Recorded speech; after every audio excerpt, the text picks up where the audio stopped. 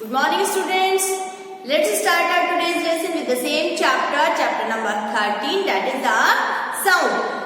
तो हमने स्टार्ट कर दिया था sound and our previous lessons we studied what are the learning objectives of this chapter and how is sound produced.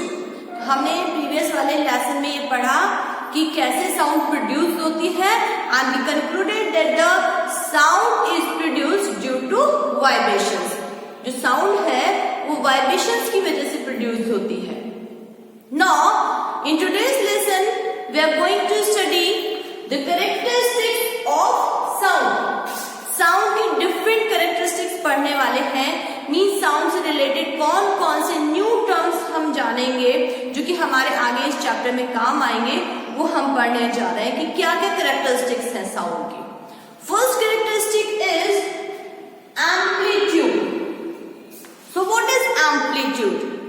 सबसे पहले तो ये पता होना चाहिए कि अगर हम एम्पलीट्यूड को डिनोट कर रहे हैं, it will be denoted by capital A. हम इसको कैपिटल ए से डिनोट करेंगे. ठीक है. So what is amplitude? अगर हम कह रहे हैं कि the sound is produced due to vibrations, and what are vibrations? The rapid to and fro motion is called vibrations. Rapid जो टू फ्रो मोशन है किसी भी पार्टिकल का अपनी मीन पोजीशन से आगे पीछे इस तरीके से रैपिड जो मोशन है दैट इज कॉल्ड वाइब्रेशंस. तो अगर ये वाइब्रेशंस अपने मतलब हम कह रहे हैं कि मीन पोजीशन से ऑब्जेक्ट जो भी पार्टिकल है वो आगे जा रहा है पीछे जा रहा है, तो अपनी मीन पोजीशन से कितना आगे जा रहा है मैक्सिमम और कितना पीछे जा रहा है maximum, that displacement is called amplitude. ये इसकी मीन पोजीशन है. इस मीन पोजीशन से वो आगे और पीछे जा रहा है, और कितना आगे जा रहा है कितना पीछे जा रहा है maximum, that is called its amplitude. So how can we define amplitude? That amplitude, the maximum displacement of the particle from its mean position, that is called its amplitude. तो हमने ये किया है the maximum displacement of a vibrating body from its mean position is called its amplitude. उसी को हमने क्या कहा है, एम्पलीट्यूड किया है. अगर मान लीजिए हमने यहाँ पे एक एग्जांपल लिया है, हमारे पास एक इलास्टिक है या फिर हमने कोई स्ट्रिंग ले ली है, उसको हमने एक साइड में इस तरीके से स्ट्रेच किया है और स्ट्रेच करके फिर हमने छोड़ दिया. तो जब हमने उसको स्ट्रेच किया तो जितने मैक्सिमम पोजीशन तक जब वो वाइब्रेट करेगी इस तरीके से, अगर हमने इस स्ट्रिंग को इस तरह से स्ट्रेच किया और छोड़ दिया, अब वो क्या करेगी इस तरीके से अपनी मीन पोजीशन के ऊपर नीचे इस तरीके से वाइब्रेट करेगी. तो ये मीन पोजीशन से कितना ऊपर जा रही है कितना नीचे जा रही है, कितना ऊपर जा रही है कितना नीचे जा रही है, ये इसकी मीन पोजीशन है. बीच वाली पोजीशन है कितना इसके ऊपर जा रही है कितना मैक्सिमम ऊपर जा रही है कितना मैक्सिमम नीचे जा रही है, that is called its amplitude. तो ये जो डिस्प्लेसमेंट है हम इसको किसी से भी डिनोट कर सकते हैं, जैसे PQ से हमने डिनोट किया है. So this displacement PQ is it's amplitude. ठीक है. तो एम्पलीट्यूड आगे हम पढ़ेंगे कि किस तरीके से एम्पलीट्यूड से रिलेटेड और भी बहुत सारी टर्म्स होती हैं. तो it is the about the amplitude which is denoted by A. Now this is displacement. ये डिस्प्लेसमेंट है अपनी मीन पोजीशन से. So what is the SI unit of amplitude? It is metre. क्योंकि जो डिस्प्लेसमेंट है उसकी जो SI यूनिट है वो मीटर होती है. तो ये भी एक तरीके से क्या है, मीन पोजीशन से डिस्प्लेसमेंट ही है. That's why the SI unit of amplitude is metre. ठीक है, which is denoted by M. Then the next term is frequency. तो फ्रीक्वेंसी हम जनरली मैथमेटिक्स में भी पढ़ते हैं. What is frequency?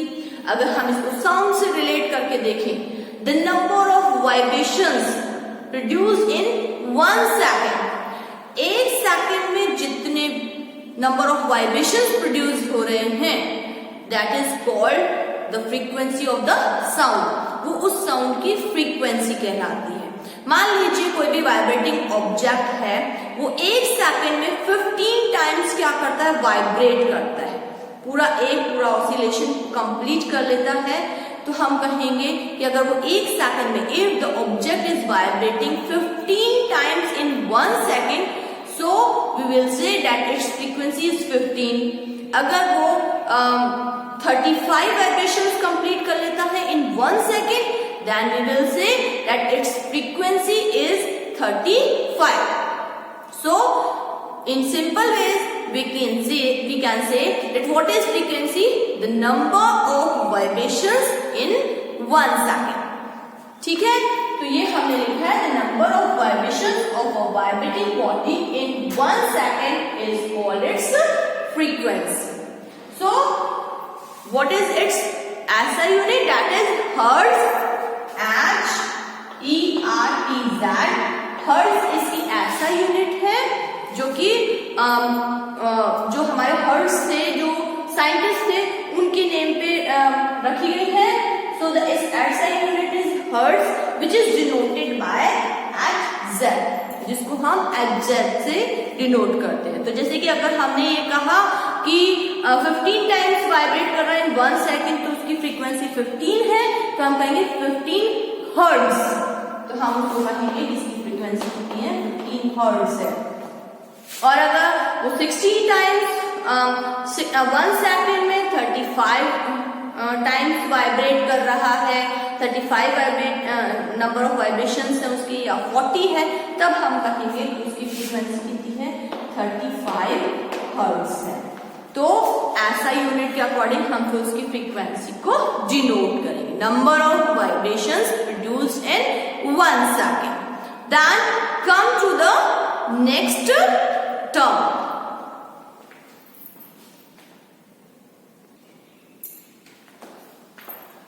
So students, the frequency is denoted by f, small f और nu। ये जो हमने सिंबल बनाया है v जैसा, this is called nu. So the frequency is denoted by small f और nu। ये हमने समझ लिया है कि अगर हम कहीं पे फ्रीक्वेंसी को डिनोट करेंगे तो या तो हम स्मॉल f से डिनोट करेंगे या न्यू से डिनोट करेंगे। Now the next term is time period.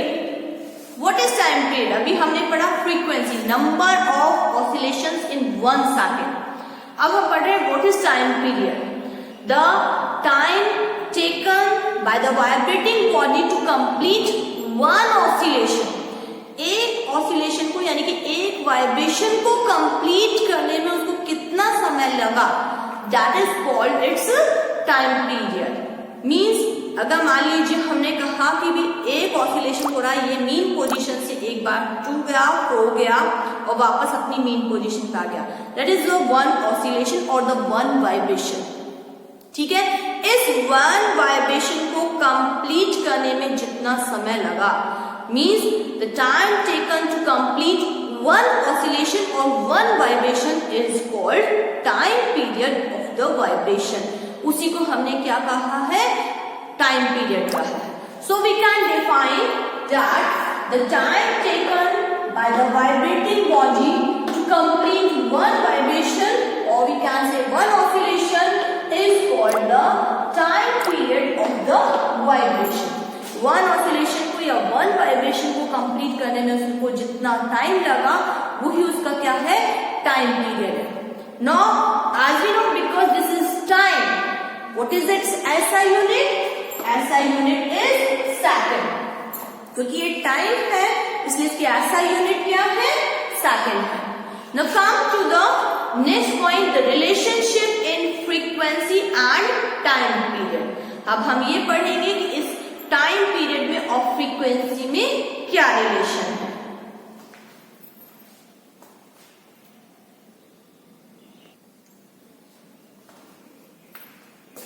So let's discuss that what is the relation between the time period and frequency.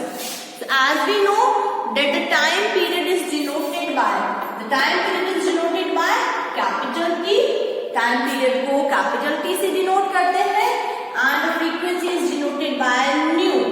ये हमने nu से डिनोट किया है. So what is the relation in frequency, nu and time period? So nu is equal to 1 upon t. Frequency is equal to 1 upon time period. या हम इसको reverse भी कर सकते हैं. The time period is equal to 1 upon nu, means the frequency. So अगर हमें nu calculate करना है, if the time period is given, we can easily calculate the frequency. If the frequency is given, we can easily calculate the time period. So what is the relation? That the nu is equal to 1 upon t और t is equal to 1 upon nu. ठीक है, ये इसके राशि proper है एक तरीके से. तो हम इजीली इनमें से कोई भी अननोन क्वांटिटी को कैलकुलेट कर सकते हैं. अगर हमें कोई भी क्वांटिटी दी हुई है, फ्रीक्वेंसी दी हुई है, तो टाइम पीरियड निकाल सकते हैं. टाइम पीरियड गिवन है तो फ्रीक्वेंसी कैलकुलेट कर सकते हैं. So that's all about the characteristics of vibration. हमने पढ़ा, फ्रीक्वेंसी पढ़ी, टाइम पीरियड पढ़ा एंड एम्पलीट्यूड पढ़ा, and then the relation in frequency and time period. That's all for the day. Thank you and have a nice day.